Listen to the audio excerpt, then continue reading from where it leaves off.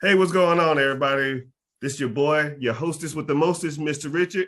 And today we have a special guest, Nick Pavlik. He is a SBA 7A specialist when it comes to getting loans, getting business, trying to get funding for your business and, trying to grow as an individual. It's going to be a great segment. Listen up, stay buckled up. You're going to learn something, I promise you. So, Mr. Nick, how you doing today, sir? Good, good. Thanks for having me on the show, Mr. Richard. Appreciate you. No problem, sir. Yeah. So the way I came across this individual is that I made a video and he saw my video and it pretty much was a way of explaining how an individual can take, essentially a little bit of money down and buy an existing business, because that's something that I preach all the time, because there's a lot of industries out here where people can make money. Everybody knows that people can make money in real estate. Everybody knows you make money in stock market, crypto, but a lot of people in today's society, we're really not talking about business ownerships, even though a lot of millionaires and a lot of billionaires own their own business, but no one really talking about it. It's like this little private sector that no one really talks about nowadays. And I'm trying to explain to people how this process works and how that people can go about getting these types of businesses. So just tell everybody a little bit about yourself and what do you do, and hopefully we can get to some good stuff. Yeah. So, as you said, I'm a SBA business development officer. I work for Huntington National Bank. We are a regional bank, one of the largest in the Midwest. We have a 12-state footprint, but our SBA program is nationwide. So we can finance SBA loans in any of the lower 48 states, with the exception of Hawaii and Alaska. So we are the number one SBA lender in the country by volume. So we do more SBA units than any other bank or lender in the country. So we know SBA really well, and that's critical. If you decide to go down the SBA route, I would say, there's multiple things you need to, keep in mind, but I would say the one of the number one things you need to think about and have when you're looking into SBA is you need a great quarterback. Anything government related, isn't always an overnight process, right? SBA, getting an SBA loan is not an overnight process. So you need to find a bank, whether it's me at Huntington Bank or another, lender. You just need to make sure that they know what they're doing. We are a preferred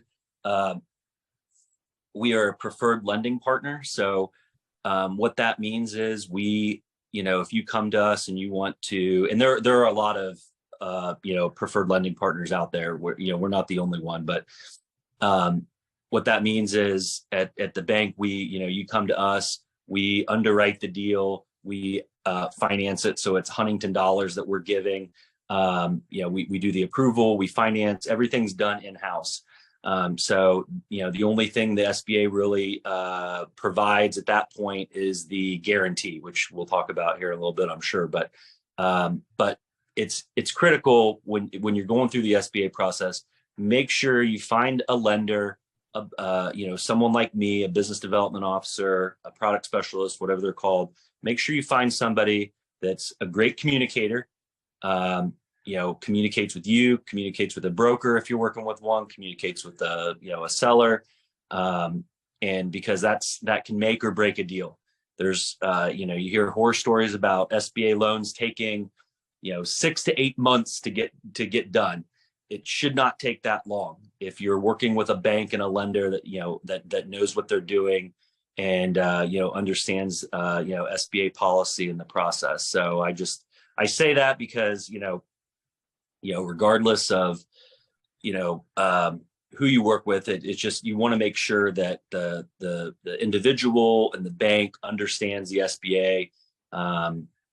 So yeah, that's what I do. We like I said, I do loans in all nationwide, do strictly 7A lending. yeah, that's what we do in a nutshell.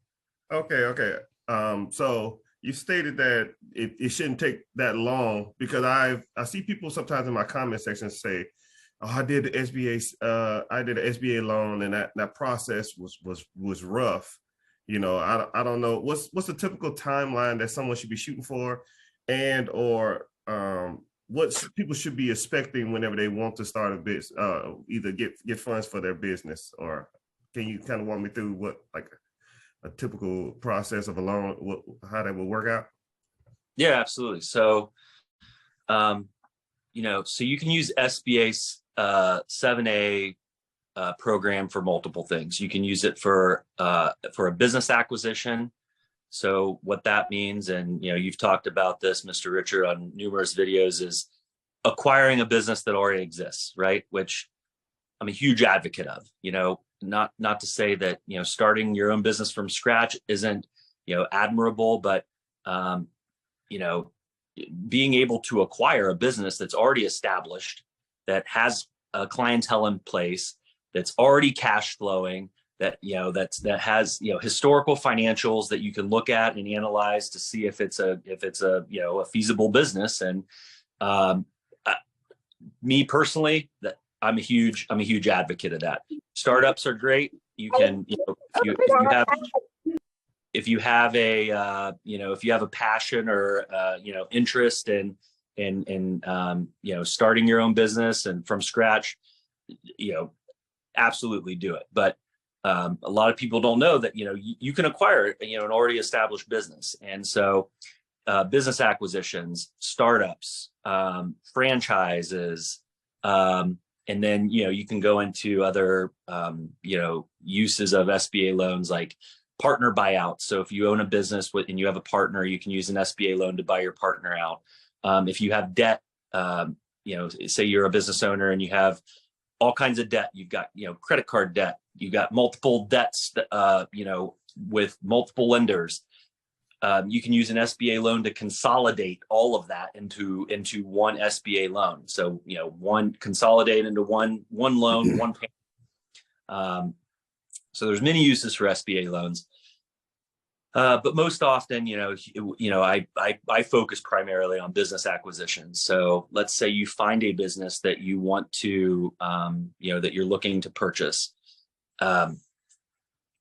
You would come to me and you'd say, hey, I'm getting a little, I'm getting some feedback. Oh, there we go. Okay. So you would come to me, say, hey, I found this business I really like. I guess the first step would be really for me to, you would either work with a broker or work with the seller directly. You would do your own due diligence by collecting financials for the business. The financials, typically what you want to look for, you want to look at tax returns, profit and loss statements, and balance sheets, and then a debt schedule. And then there are some other things you should look at, like aging receivables and that. But you would provide me with the historical financials. So I ask for 3 years of tax returns and then year-to-date financials. So currently, like if you came to me today, I'd like to see 2020, 2021, 2022 tax returns, and then year-to-date financials from January to, we'll call it end of May for 2023. I would take those, plug them into our formulas at the bank, check, make sure that it cash flows, make sure that the debt service coverage is at the right number. So debt service coverage means the ability for the business to pay for the debt that you would be taking on to purchase it. So, if you're buying a business for $500,000, we want to make sure that the bank wants to make sure, not just for us, but for you, that a business cash flows enough, right? It generates enough revenue to pay the debt that you'd be taking on. So that's the debt service coverage. Okay. You talked about some good points. Okay. So I'm an advocate of startups. I'm an advocate of existing businesses versus startups, right? Everybody knows the statistics on startups. You can look this up. This ain't new stuff. So if you go look up startup businesses, the majority of them fail due to, lack of funding, lack of education, mismanagement, thievery, lack of experience, and all that kind of stuff like that. It's high 90 percentile, right? But statistically, if you buy an existing business over 5 years with good financial track record, you have a higher success rate. I mean, like high 90 percentile. And if you buy a existing franchise, you have a higher chance of success than that. So whenever you go to an individual like Mr. Nicholas over here and you want to do, start a business or even buy a business, I think, me personally, I always recommend people to get an existing business. Unless, I don't know what industry you want to get into. I don't know what your background is. I don't know what you're into or what kind of business that you was looking at pursuing, but there's probably more than likely an individual in your industry or in your area that's already has an existing business that you can literally take over and put your own stamp on it, especially if it's already cash flowing. And I'm an advocate of buying, even if it's real estate or if it's buying a business, the day I buy it, I want to make money. If you get a loan for a business and you want to build a business, you're not making any money. So you're taking on a large amount of debt in hopes of possibly making money one day. But you buy a business or buy real estate with tenants in it, or even just buy a business that's already has the management in place, already has the scheduling, already has the, all the systems set up. And all you're doing is taking over that process and you're making money day one. I'm always an advocate of that. And when you coordinate with individuals like this, it makes that process easier to purchase them, especially if you're working and you want to work with a broker. A broker is just an individual that is brokering the deal. It's almost like the intermediary between the owner and yourself. And they'll give you, so y'all don't go back and forth and bicker and stuff like that. It's almost like you just go to them and they'll negotiate and then they get a fee, but the broker typically takes their fee from the owner.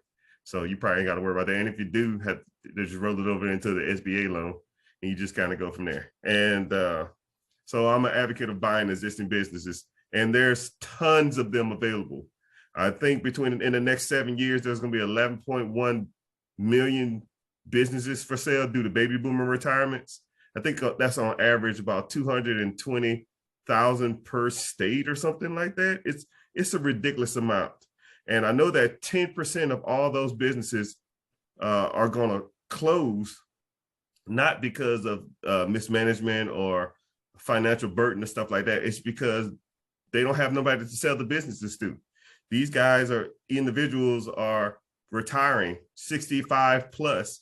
They don't want to do it no more. Say if they're in a northern state, they want to move to Florida and have a vacation. That business has provided for their family for 30 years. No one wants to buy some of these businesses. And why don't individuals like myself or anybody's watching this, why don't they take that opportunity and purchase those, especially if they already have the systems in place and they already have been doing everything and all you're doing is pretty much signing checks. You might go in there a few hours a week or something like that. But this stuff is doable, people.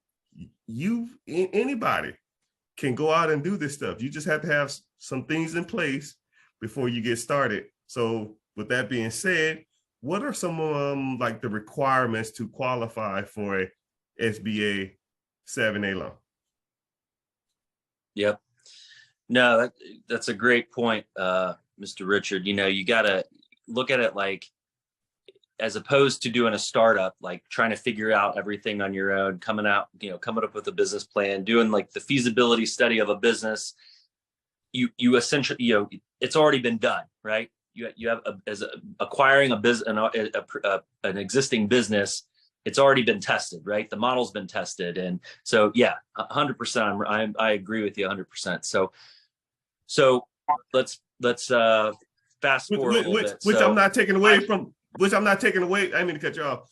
Which is not taking away from you wanting to do a startup. If you want to do a startup and you got this great idea, you got the great location, you got all that stuff in place, you think it can work, by all means. I'm just saying that I am an advocate and he's an advocate. We're not shunning startups. If you want to go and talk to Mr. Nicholas about startup funds and starting using funds for a startup, that's totally fine. I'm not shying anybody away. If you pursue any dream of yours, I am 100% happy. But I'm just saying, I'm just saying that I'm an advocate more so than anyone else. But yes, sir. Yeah. Go ahead. You was talking about the requirements. Yeah. So so you come to me, you bring the financials. I run all the tests on it, and I'm like, you know what, this business, it's a good business. It can support the debt that you'd be taking on to buy it. So then, sorry, real quick, what he's saying is on debt service. Yeah. So whenever you get a loan, right? So say if you get a SBA 7(a) loan, say if a business is $1 million and you put your down payment down, and after your down payment, say we'll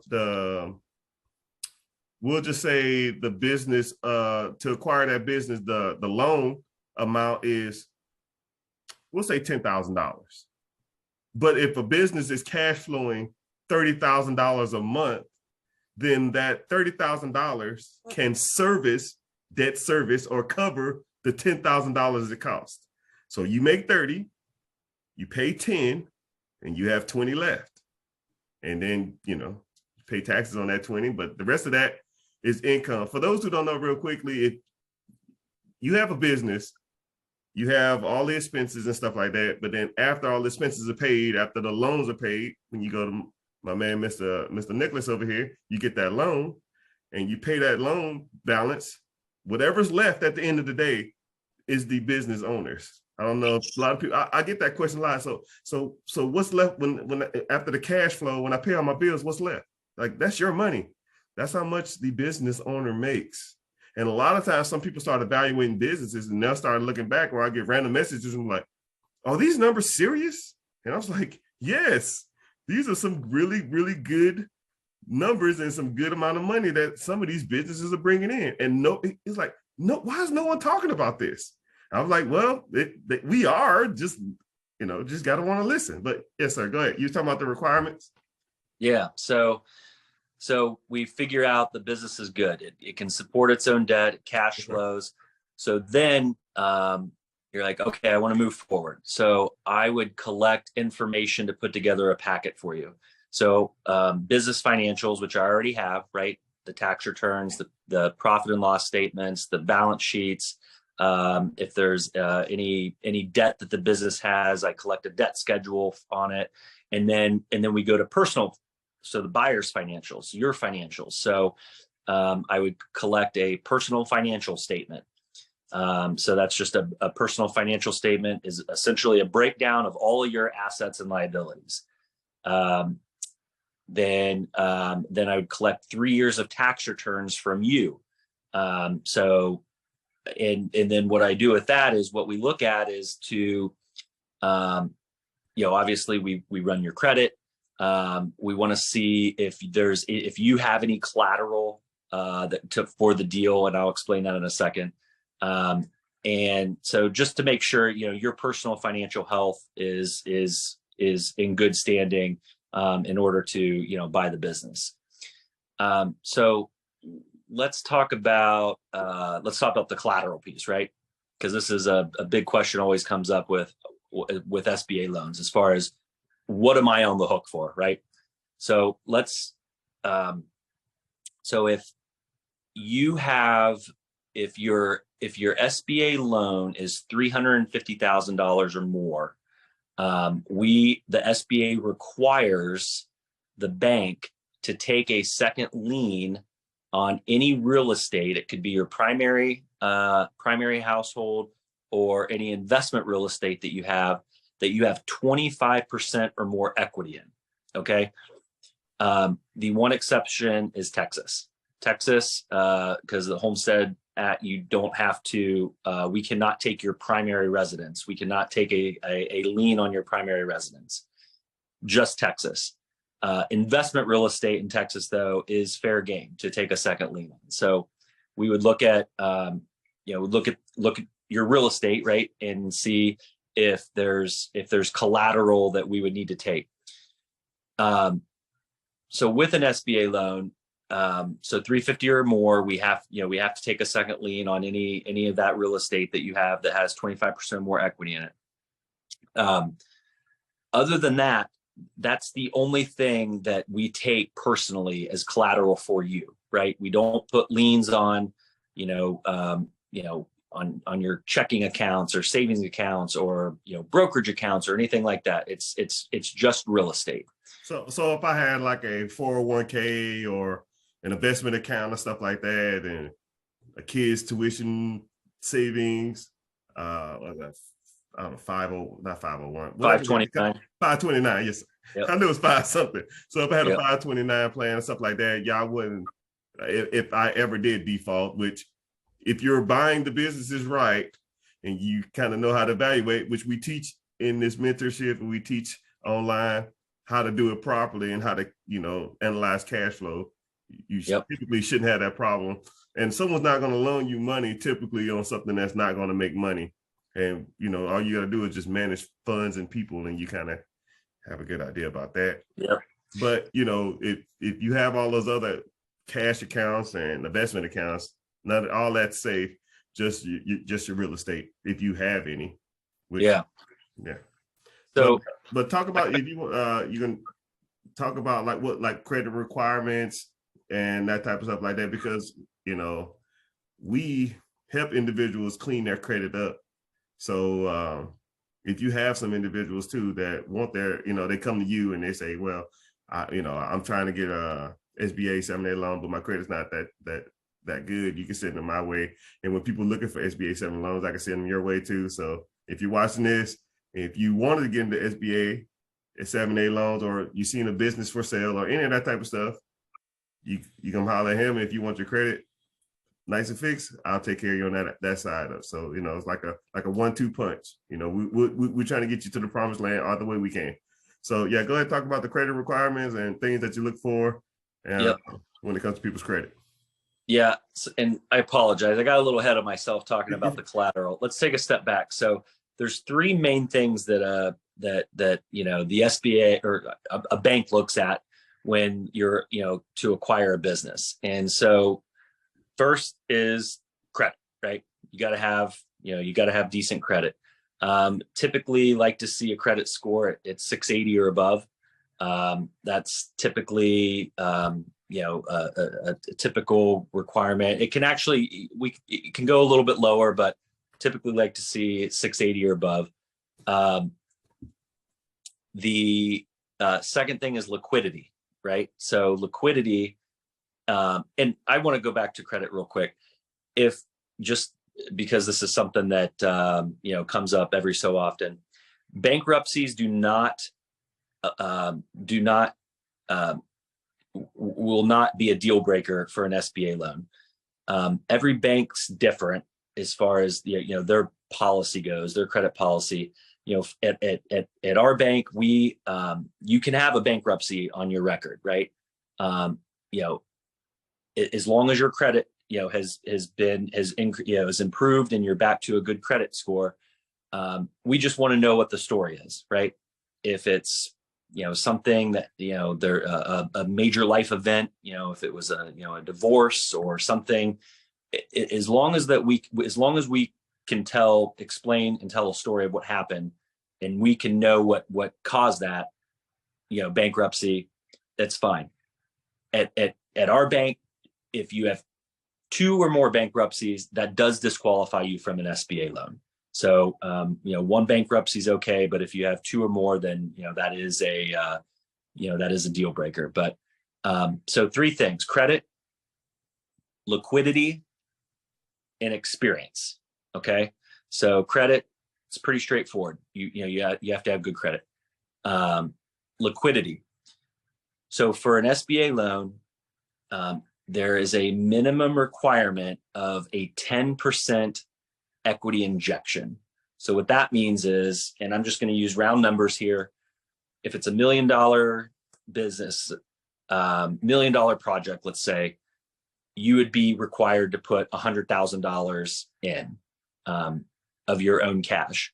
Now, there is a caveat to that, and I don't want to confuse anybody, but technically technically the borrower is only required to put 5% of their own cash in. Now, this is huge because, maybe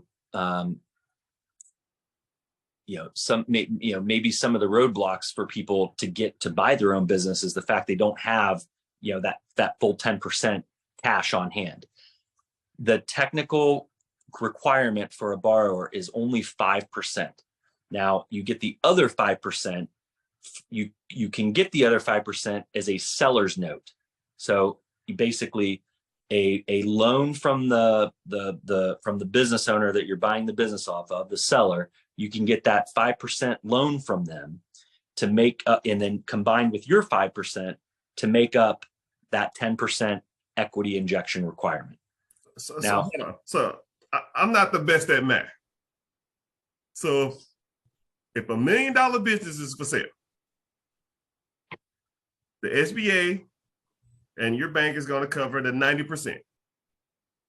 The seller can carry 5%, and I can bring the other 5%. So I can control $1 million asset with essentially, in good credit, $50,000. Yep. Like, if that's not a game changer, people, I don't really know what is.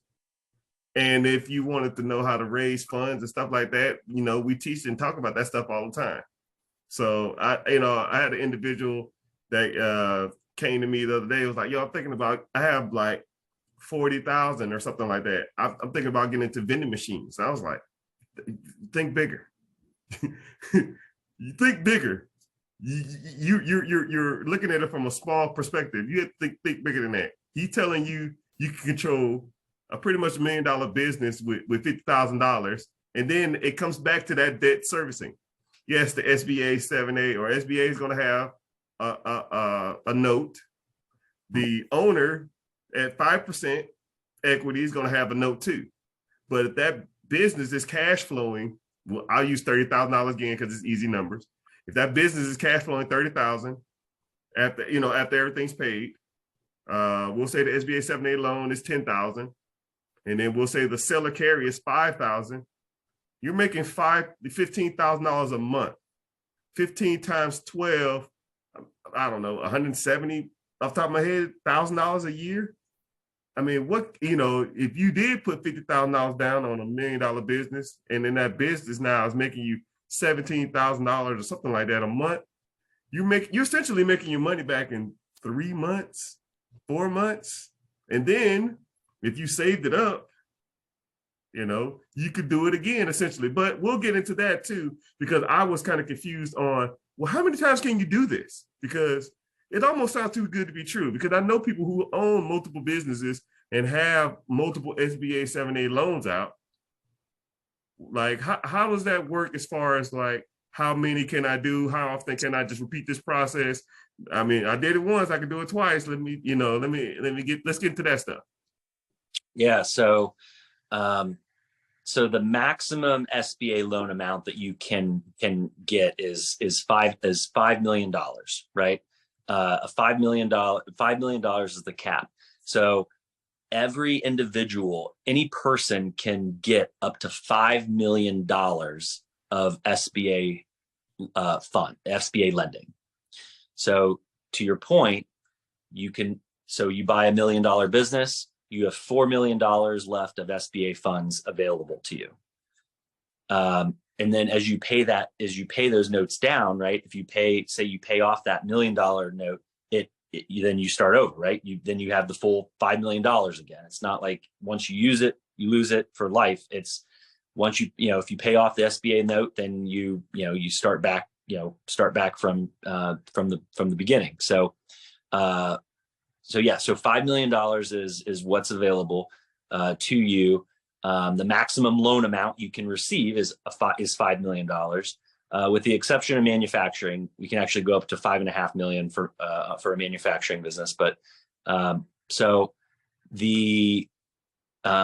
as far as time frame goes, look, banks it'd be great to be able to buy a business, buy $1 million business today, and then you find another business a couple months later, And as long as you have, if you have the cash, you have the liquidity to buy it, it'd be great to, do the same process over again. What the bank wants to see, though, that you can run the businesses that you own, right? So unfortunately, you can't buy a new business every month, right? For 5 months straight. You can't buy $1 million business every month for 5 months. The bank wants to see that you can, one, that you're able to run the business that you bought, right? And that it's successful, and that you can continue the cash flow and generating revenue. They want to make sure you're a good business owner. So typically, I would say minimum probably is 12 months that you would want to, and not to say that, I know for us, we would definitely want to see at least 12 months, right? 12 months of you running whatever business that you recently bought, before we would look at doing another SBA loan. There are probably other banks out there that maybe it would be that it's less than 12 months, right? And it is situational. If you are if you're a longtime business owner, and you know what you're doing, and you're running, you've run businesses before, then there's probably some gray area there. But for us, I know it's a minimum of at least 12 months.